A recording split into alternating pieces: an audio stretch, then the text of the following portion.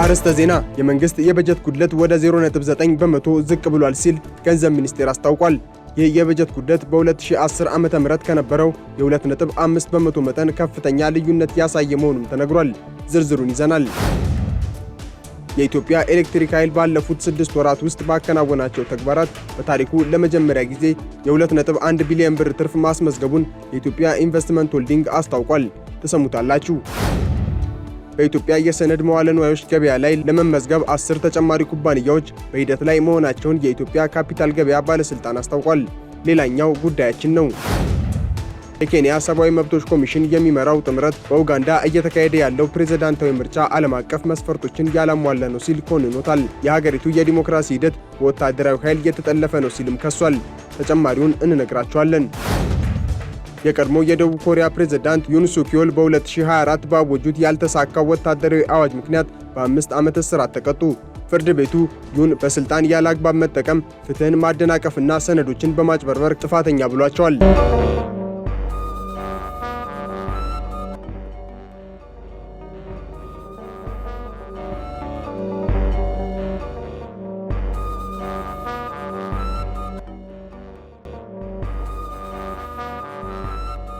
የመንግስት የበጀት ጉድለት 0.9 በመቶ መድረሱ ተገለጸ።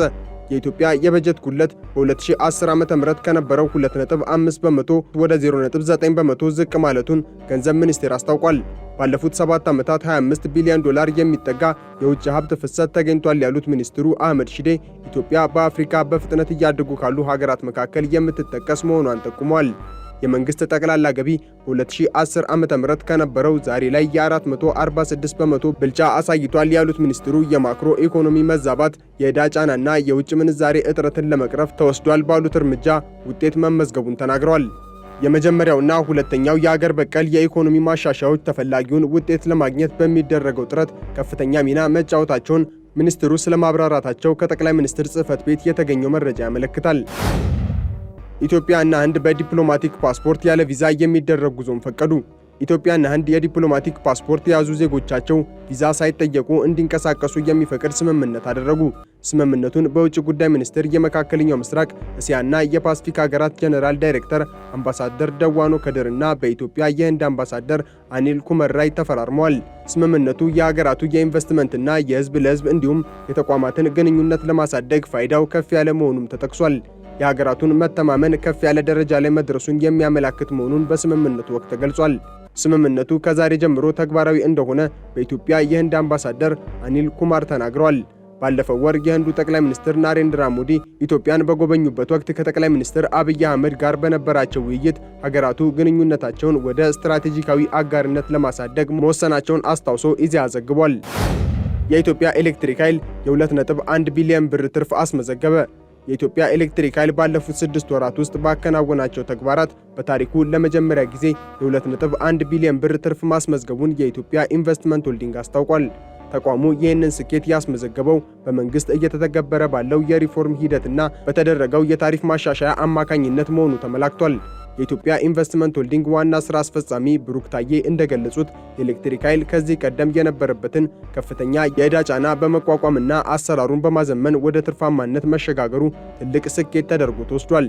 ተቋሙ ከኢትዮጵያ ንግድ ባንክ ወስዶ የነበረው ከፍተኛ ብድር ለኪሳራ ዳርጎት እንደነበረ የሚታወስ ሲሆን አሁን የተገኘው ትርፍ ግን ተቋሙ ካለበት የብድር ጫና ወጥቶ ራሱን እንዲችል መንገድ የሚከፍት መሆኑን ገልጸዋል ሲል ካፒታል ዘግቧል። የኢትዮጵያ የኤሌክትሪክ ኃይል በኢትዮጵያ ኢንቨስትመንት ሆልዲንግ ስር ካሉ የመንግስት የልማት ድርጅቶች ውስጥ አንዱ መሆኑ ይታወቃል። 10 ኩባንያዎች በምዝገባ ሂደት ላይ መሆናቸውን የካፒታል ገበያ ባለስልጣን አስታወቀ። በኢትዮጵያ ሰነደ መዋለ ንዋዮች ገበያ ላይ ለመመዝገብ 10 ተጨማሪ ኩባንያዎች በሂደት ላይ መሆናቸውን የኢትዮጵያ ካፒታል ገበያ ባለስልጣን አስታውቋል። እስካሁን ባለው ሂደት 15 የካፒታል ገበያ አገልግሎት ሰጪ ተቋማት ፈቃድ አግኝተው ወደ ስራ መግባታቸውን የተናገሩት የባለስልጣኑ ዋና ዳይሬክተር ወይዘሪት ሀና ተልቁ የተከፈለ ካፒታላቸው 1.5 ቢሊዮን ብር መድረሱንም ጠቁመዋል። የካፒታል ገበያው በካፒታል ፈላጊዎችና አቅራቢዎች መካከል ድልድይ በመሆን ፈጠራንና ስራ ፈጣሪነትን ለማበረታታት እየሰራ ነው ያሉት ዳይሬክተሯ በባንኮች መካከል የሚደረገው የገንዘብ ልውውጥም እያደገ መምጣቱን አስረድተዋል። የኡጋንዳ ምርጫ ትችትን አስተናገደ።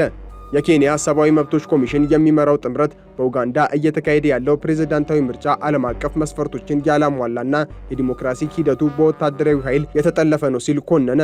ጥምረቱ ባወጣው መግለጫ በ81 ዓመቱ ፕሬዝዳንት ዩዌሪ ሙሴቬኒና በ43 ዓመቱ የተቃዋሚ መሪ ቦቢ ዋይን መካከል የሚደረገውን ይህንን ምርጫ ለመታዘብ የሄዱ አጋር ድርጅቶች በኡጋንዳ ባለስልጣናት መታገዳቸውን ገልጿል።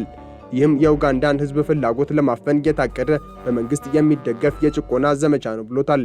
የኡጋንዳ የፍትህ አካላት የጸጥታ ኃይሎችና የምርጫ አስፈጻሚ ተቋማት ገዢውን ፓርቲ ለማስቀጠል መጠቀሚያ ሆነዋል ሲልም ጥምረቱ ከሷል። በተለይም የተቃዋሚ እጩዎችን በሴራ ማግለል፣ በዜጎች ላይ የሚፈጸም ጥቃት፣ የኢንተርኔት መዝጋትና በጋዜጠኞች ላይ የሚደርሰው እንግልት የምርጫውን ተአማኒነት ጥያቄ ውስጥ የሚጥል መሆኑ ተጠቁሟል።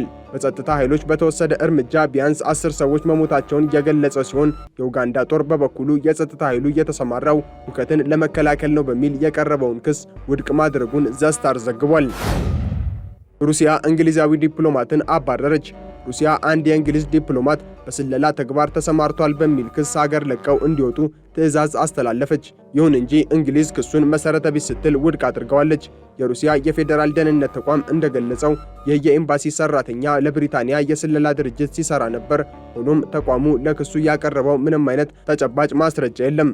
የሩሲያ የውጭ ጉዳይ ሚኒስቴር ባወጣው መግለጫ የዲፕሎማቱ የእውቅና ፈቃድ መሰረዙንና ግለሰቡ በ2 ሳምንታት ውስጥ ሀገሪቱን ለቀው መውጣት እንዳለባቸው አስታውቋል። በሩሲያ የብሪታንያ ጉዳይ አስፈጻሚ የሆኑት ዳናይ ዶላኪያ የመባረር ትዕዛዙን ለመቀበል ሞስኮ ወደሚገኘው የሚኒስትሩ ዋና መስሪያ ቤት እንዲቀርቡም ተደርጓል። በመግለጫው ሞስኮ በሩሲያ ውስጥ በድብቅ የሚንቀሳቀሱ የእንግሊዝ የስለላ መኮንኖችን በፍጹም አትታገስም ብሏል። አክሎም ለንደን ለዚህ ጉዳይ በምትሰጠው ማንኛውም ምላሽ ላይ ሩሲያም በተመሳሳይ ሁኔታ አጸፋዊ እርምጃ እንደምትወስድ አስጠንቅቋል። የብሪታንያው የውጭ ጉዳይ መስሪያ ቤት በበኩሉ ሩሲያ ዲፕሎማቱን በማባረሯ ረገድ የሚሰጠውን ምላሽ በጥንቃቄ እያጤነ መሆኑን በመግለጽ ክሬምሊን በሰራተኞቹ ላይ መሰረተ ቢስ ክስ ሲያቀርብ ይህ የመጀመሪያው አይደለም ብሏል። በእንግሊዝ ዲፕሎማቶች ላይ የሚሰነዘረው ጥቃት ለዲፕሎማሲያዊ ሥራ አስፈላጊ የሆኑትን መሰረታዊ ሁኔታዎች ያናጋል ሲልም መስሪያ ቤቱ ገልጿል። ዘገባው የአሶሺየትድ ፕሬስ ነው። የቀድሞ የደቡብ ኮሪያው ፕሬዝዳንት የ5 ዓመት እስር ተፈረደባቸው። የቀድሞው የደቡብ ኮሪያ ፕሬዝዳንት ዩን ሱኪዮል በ2024 ባወጁት ያልተሳካ ወታደራዊ አዋጅ ምክንያት በ5 ዓመት እስራት እንዲቀጡ ተወሰነ። ፍርድ ቤቱ ዩን ስልጣንን ያለ አግባብ መጠቀም፣ ፍትህን ማደናቀፍና ሰነዶችን በማጭበርበር ጥፋተኛ ብሏቸዋል። ይህ ውሳኔ ከቀረቡባቸው 4 ክሶች የመጀመሪያው ሲሆን ዳኛው ዩን ሀገሪቱን ለፖለቲካ ቀውስ መዳረጋቸውንና ለድርጊታቸውም ጸጸት አለማሳየታቸውን ገልጸዋል። ዩን ድርጊታቸው ህጋዊ እንደነበረ በመጥቀስ ክሱን ቢክዱም ፍርድ ቤቱ ግን ህገ መንግስታዊ ግዴታቸውን መጣሳቸውን አረጋግጫለሁ ብሏል። በቀጣይ በየካቲት ወር በሚሰጠው ውሳኔ በከባድ የሀገር ክህደት ወንጀል የሞት ቅጣት ሊበየንባቸው እንደሚችልም መገናኛ ብዙሃን ያወጧቸው መረጃዎች አመልክተዋል። ይህ የፍርድ ሂደት በደቡብ ኮሪያ ያለውን ጥልቅ የፖለቲካ ክፍፍል ዳግም ያሳየ መሆኑ ሲነገር፣ ደጋፊዎቻቸው በችሎት ደጃፍ ተቃውሞ ሲያሰሙ ውለዋል ሲልም ቢቢሲ ዘግቧል።